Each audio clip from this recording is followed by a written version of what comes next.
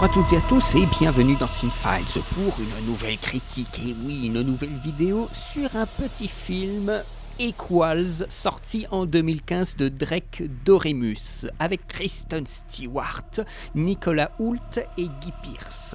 C'est un film qui a coûté environ 16 millions de dollars, c'est un petit budget. Bien sûr, pour les États-Unis, il n'a pas rapporté grand-chose, il n'a pas eu de bonnes critiques, ou devrais-je dire plutôt qu'il a eu des critiques mitigées. Pourtant, il est allé dans certains festivals, le festival de Toronto, le festival de Venise, mais il a eu une sortie malheureusement en direct TV cinéma. Une chose absolument affreuse, mais à laquelle on est habitué maintenant. Il faut savoir que cette critique, elle a été faite en 2016, je crois. Donc c'est que maintenant que je la sors réellement, là où on peut s'étonner peut-être à l'époque d'une pratique comme ça pour un film tout à fait correct, fait on va dire sagement, mais tout à fait correct, maintenant c'est devenu monnaie commune de voir des films qui ne sortent plus au cinéma mais directement en plateforme, ou en tout cas en VOD, vidéo à la demande. Il y a eu une ouverture dans quelques salles, mais c'est littéralement faire mourir le film. Le e-cinéma en France, c'est très compliqué. Et bien sûr, en France, vous pouvez bien vous en douter, il n'a pas eu de très bonnes critiques. Il dure 1h40 et qu'est-ce qui se passe dans ce film ? Eh bien, c'est dans un monde futuriste où l'émotion est considérée comme une maladie. Silas et Nia tombent amoureux l'un de l'autre et doivent cacher leurs émotions au regard de la société. Vous voyez les trucs venir, vous voyez les références narratives à des films comme 1984, comme THX, c'est un film qui est clairement une réactivation, une actualisation, même s'il n'y a pas grand-chose d'actuel, à part peut-être le design général du film. Si vous aimez ces ambiances de société totalitaire, contrôlée, aseptisée, et de voir tout d'un coup l'émotion et l'humain surgir à l'intérieur, eh bien ce film sera totalement pour vous. Je suis tombé complètement par hasard, parce que j'avais vu l'affiche. L'affiche, un truc très épuré, tout ça, et bien sûr j'aime beaucoup de Kristen Stewart, donc ça aide. Eh bien, je me suis dit pourquoi pas, une petite critique pour un petit film, ça fait du bien aussi de temps en temps. Si je devais être gentil, justement, je dirais que c'est un remake de THX 1138. Mais si je devais être méchant, je dirais que c'est Equilibrium sans action. Vous voyez ce que je veux dire ? On peut très bien voir le verre à moitié plein ou le verre à moitié vide quand on parle de films. La répétition des choses qu'on a déjà vues dans d'autres films n'empêche pas d'être bien perçu. Les critiques ont été généralement négatives parce qu'ils n'avaient pas leur nouveauté quand ils regardent le film. Moi j'ai plutôt aimé, moi je trouve que c'est un film tout à fait correct. Allez, salut ! Non, on va pas aller très loin comme ça. Je vais pas aller si loin non plus pour ce film. Mais je pense que c'est aussi bien de pas forcément parler de grosses sorties, des choses comme ça qui ont déjà été très très médiatisées, mais aussi de avoir un discours autour de plus petits films. Même si on parle quand même de films avec des acteurs que tout le monde connaît, c'est pas un film portugais, vous voyez ce que je veux dire. Mais des fois, ça fait du bien aussi pour moi, pour la chaîne, de juste descendre d'un cran et de voir des films plus petits. Et de vous conseiller aussi des petits films qui n'ont pas grand-chose pour eux, mais qui fonctionnent très bien. Et puis vous savez... Les critiques, on pinaille sur des détails, moi le premier, mais sur une trentaine de critiques, il n'y a que les Françaises qui revenaient pour faire chier le monde du film. Vous savez bien qu'en France, le pays de la critique, mais c'est aussi le pays des emmerdeurs, surtout sur YouTube. Ce film, donc Equals, c'est un film de science-fiction dramatique et romantique. C'est une déclinaison d'autres catégories, je dirais que c'est sa force de mettre du romantisme qui a tendance à, je trouve, disparaître aujourd'hui dans des grands genres bien codifiés comme la science-fiction.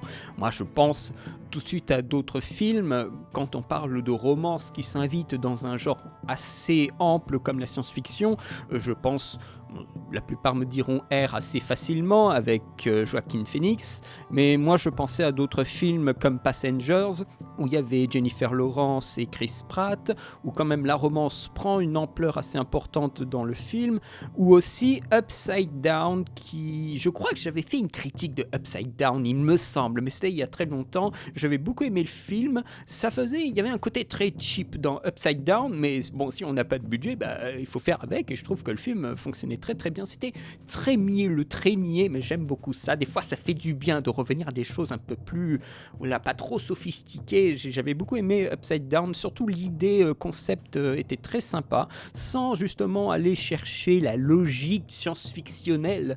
Moi, le contrat, je l'ai vite signé, j'ai pas vu toutes les clauses et ça me suffisait. Donc on est totalement dans cette idée de romance dans un univers de science-fiction.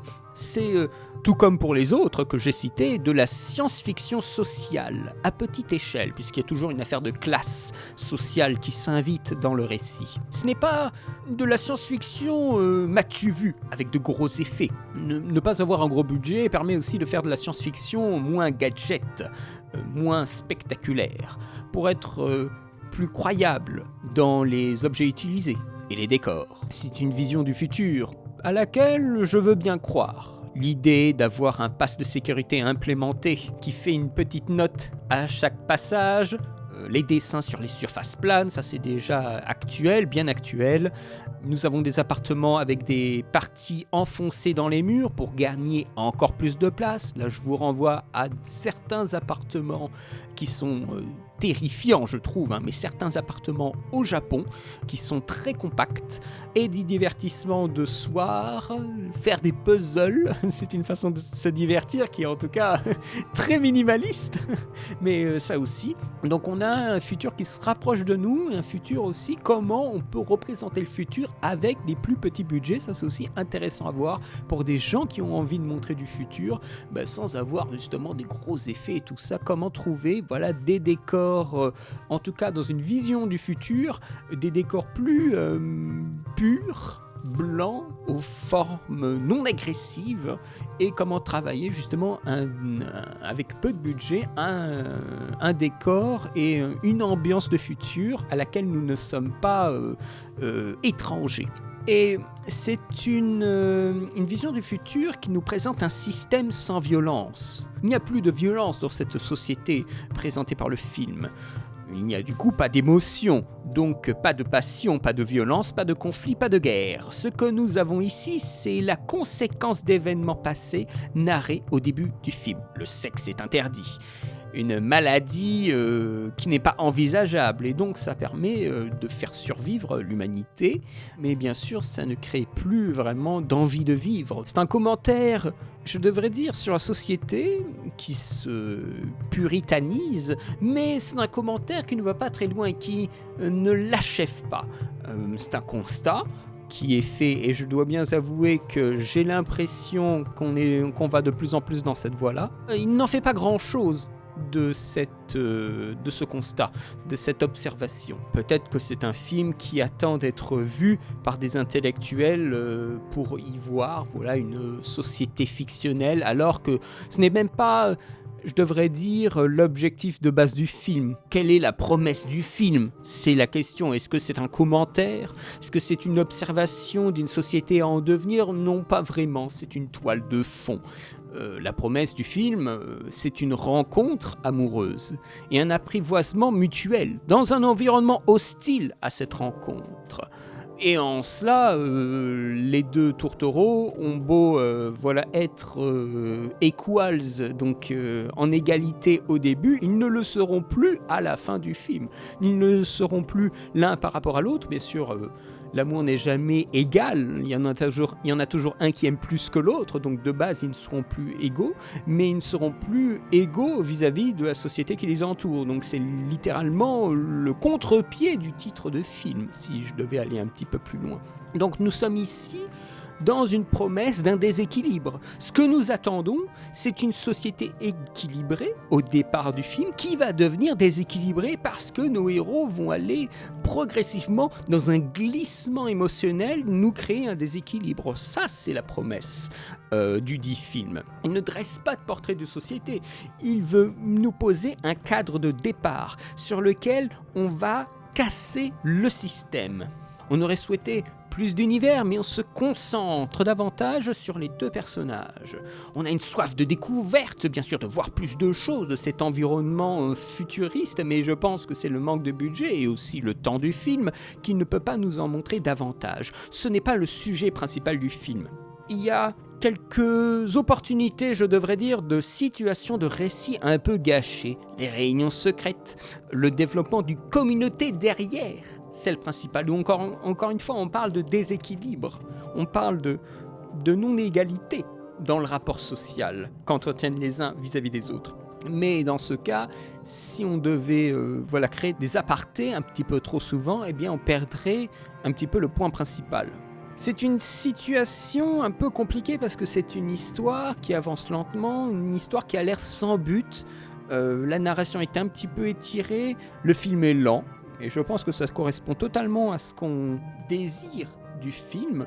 Mais c'est une construction de l'émotion, donc c'est une construction qui prend du temps, comme si les personnages étaient dans une sorte de torpeur, et l'émotion doit surgir progressivement, comme si on essayait de réveiller son émotion.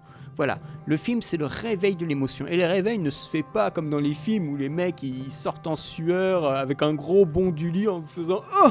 Voilà, non, ici c'est vraiment quelque chose qui travaille sur une longue durée et tout d'un coup ça se déclenche. Et ça se déclenche dans un engagement du spectateur. Alors, il engage le spectateur avec l'émotion, et c'est pour ça que il fallait des acteurs que les gens apprécient, notamment quand même le jeune public, parce que au départ on n'a pas grand chose à se mettre sous la dent. C'est pour ça qu'il faut identifier les personnages principaux, assimiler à l'acteur, et là l'identification se travaille déjà, parce qu'on ne fait pas dire grand chose, on les rend neutres au départ, justement égaux aux autres. Il ne faut pas qu'ils se démarquent davantage. Donc il y a cette idée-là. Et pour que le spectateur puisse être avec le personnage principal, il faut qu'il y ait des stars, il faut qu'il y ait du personnage, qu'il y ait de l'acteur et de l'actrice. Parce qu'il n'y a pas de danger, il n'y a pas de tension, il n'y a pas de conflit, il y a juste des choses qui sont répétées, des gestes qui sont répétés. Ça amène à des débordements, des glissements, des choses bien sûr qu'on attend vis-à-vis du récit, un glissement où tout d'un coup il y a un geste qui définit une émotion de la part d'un des deux protagonistes.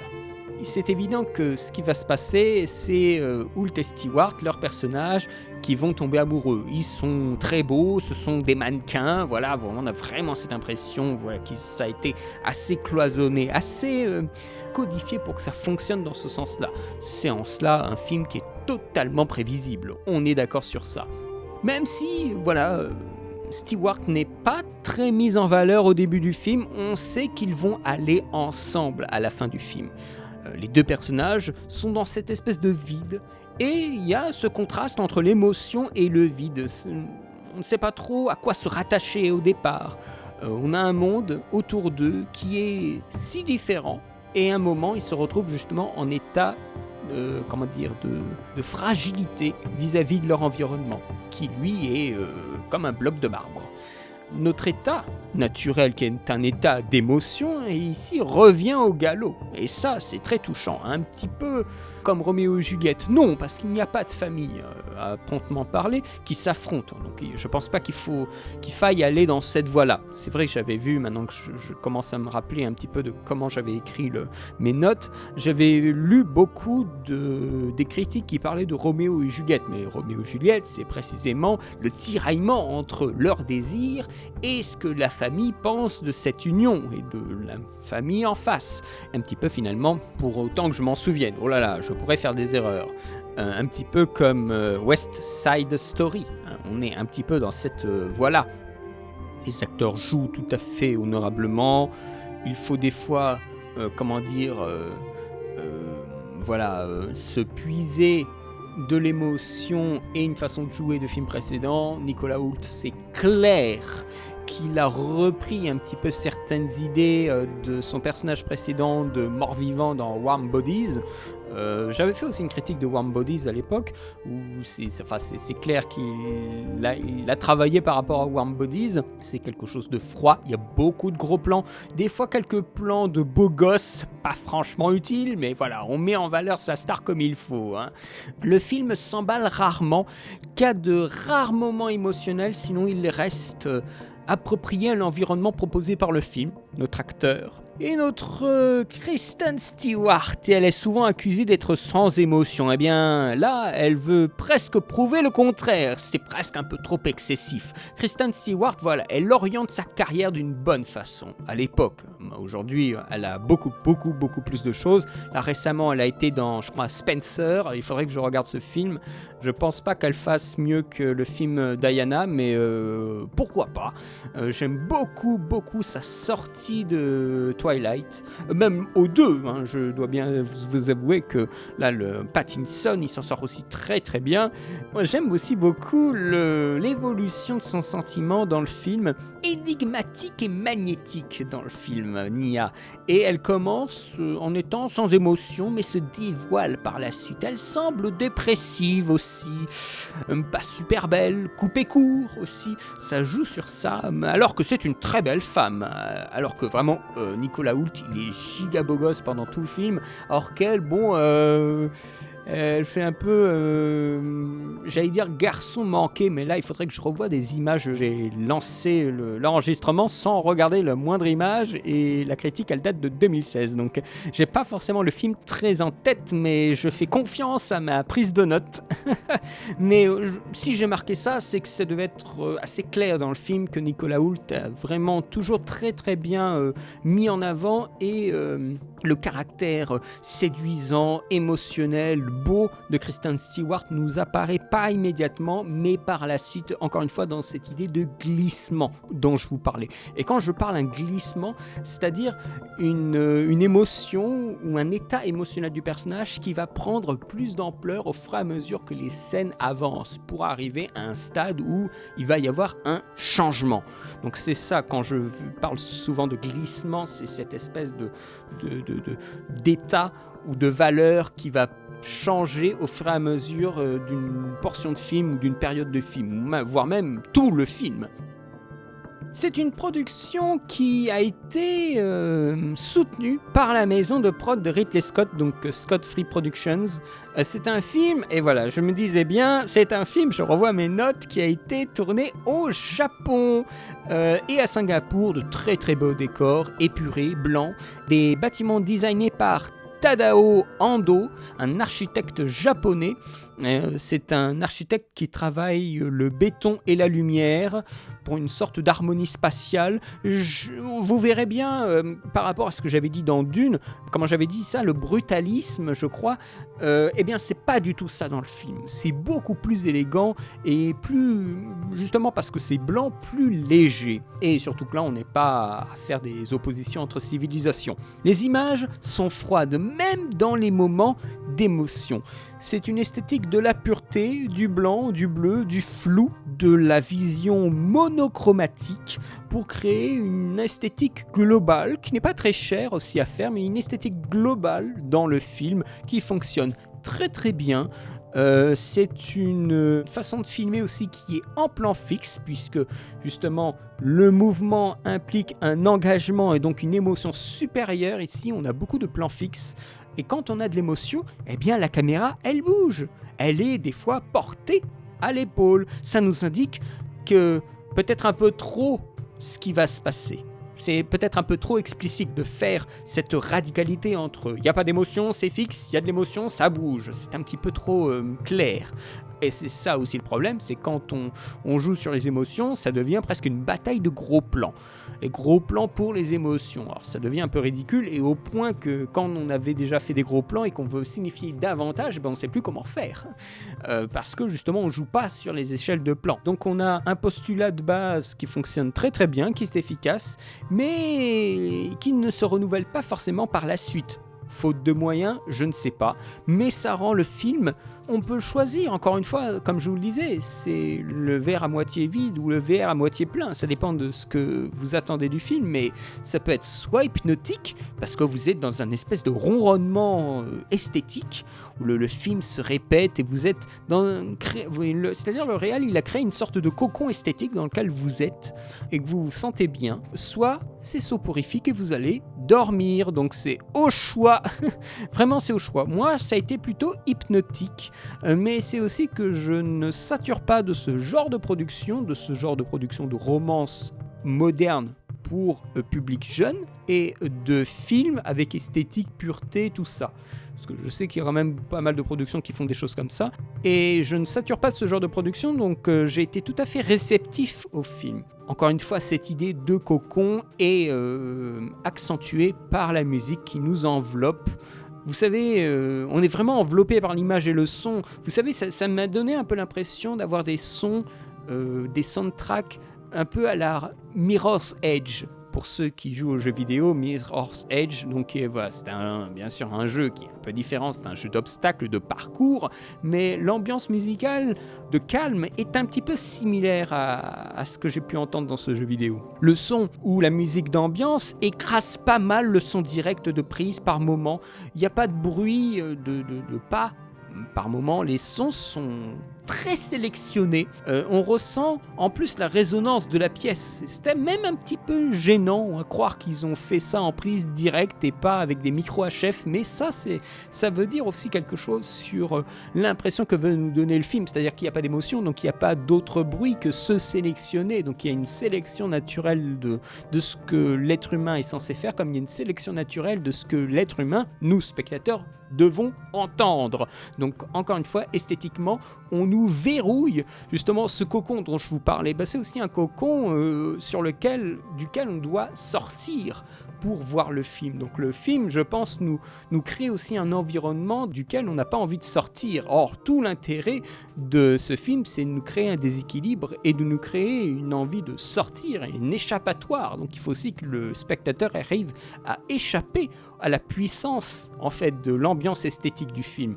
C'est une esthétique qui est, je dirais, à la hauteur de l'histoire. On a déjà vu ça, en effet, mais ça ne me gêne pas de le revoir, surtout si ça fait plusieurs années que j'en ai pas vu personnellement. C'est méticuleusement clinique dans les costumes, les appartements minimalistes. Ce n'est pas, je devrais dire, un grand film avec des superlatifs, mais il y a des qualités de science-fiction tout à fait appréciables. Il me rappelle aussi des films, ça j'aime beaucoup, et c'est aussi une bonne romance autour d'acteurs que j'apprécie. C'est une production design qui est intéressante et c'est une histoire d'amour qui est plutôt bien amenée. Il y a mieux, et dans ce cas-là j'ai hâte de vous entendre me parler d'histoires d'amour récentes qui valent le coup, surtout dans ce genre de récit, je veux dire. Il y a des histoires d'amour qui sont sorties récemment, mais qui sont des histoires d'amour très établies, qui sont souvent des histoires de rupture. Et comment on peut gérer les ruptures ? Moi, je pense, là, récemment, au film Marriage Story, avec Adam Driver et Scarlett Johansson. Je ne l'ai pas encore vu, mais il semblerait que ça a eu beaucoup de succès. Mais là, on parle d'environnement compliqué, dans lequel il y a la naissance d'un amour. Ça, c'est quand même spécifique, comme récit amoureux. Je lui mettrai un petit 12 sur 20. Voilà. Mais c'est un petit 12, souvent, voilà, quand je mets 12, c'est que c'est pas très très bien, mais c'est que le film n'a pas grand-chose pour lui, mais ce qu'il a, il le fait correctement. Je devrais dire comme ça. C'est un film d'anticipation qui, quand même, il n'arrive pas à créer sa propre identité clairement. Il est encore dans les traces d'autres films avant lui. C'est en cela qu'il est raté. Mais franchement, ça fait du bien de revenir à des choses plus simples, aussi pour faire une vidéo un peu moins longue, parce que les dernières vidéos, j'en peux plus, et aussi de parler aussi de plus petits films, de vous donner envie de pas forcément voir les gros pachydermes là qui se trimballent à notre porte à travers les cinémas et les plateformes, mais de voir des plus petits films, justement de circuits indépendants, de films qui ont du mal à circuler, qui ont du mal à vivre, parce que quand on parle pas d'un film, il meurt, et il disparaît dans les méandres des abysses d'Internet, entre autres. Internet est quand même une sorte de centre mémoriel de l'humanité. Actuellement, c'est comme ça que ça se passe. On a besoin, nous, en tant que cinéphiles, en tant que personnes qui aiment le cinéma, qui sont amateurs de cinéma, de faire revivre en fait certains films. Et j'ai parlé de ce film-là, mais ça aurait pu être n'importe quoi d'autre. Mais je ne peux pas passer aussi toute ma journée à faire que ça. Vous avez bien vu que ça s'est un peu ralenti ces derniers temps, et c'est tout à fait normal, mais ne vous inquiétez pas que la chaîne ne va pas disparaître, à moins qu'il y ait un triple strike d'un seul coup. Ça pourrait arriver, mais pour l'instant ça n'arrive pas. J'ai terminé cette critique, j'espère qu'elle vous aura plu. Encore une fois, n'hésitez pas à intervenir dans les commentaires, ça me ferait très plaisir de vous lire et de voir ce que vous en avez pensé si vous l'avez vu. Et justement, si on parle d'histoire d'amour, si vous en avez à conseiller aux autres abonnés ou à moi, n'hésitez pas à vous manifester dans les commentaires. Je profite aussi de cette petite vidéo pour vous dire que, bien sûr, nous arrivons à décembre, et vous savez ce qui se passe en décembre, c'est la foire aux questions. Tous les samedis soirs, je ferai une foire aux questions, c'est-à-dire précisément en décembre, il y aura le samedi 4 décembre et le samedi 11 décembre. Après, je ne suis plus disponible pour en faire parce que je pars en famille, mais le 4 et le 11, on fera des lives, donc ce seront des lives vers les 20h30, 21h, et ce seront des lives où il n'y aura que des réponses à vos questions. Donc n'hésitez pas, sous les commentaires de la vidéo, à formuler vos questions, n'importe quoi, dans la mesure du raisonnable bien sûr, que vous voulez me poser. Vous pouvez les poser bien sûr et j'y répondrai en live. Et le live sera en replay bien entendu. Je vous remercie d'avoir vu cette petite vidéo, j'espère qu'elle vous aura plu. Je vous souhaite une très bonne journée, une très bonne semaine et à très bientôt pour de nouvelles vidéos. Allez, salut!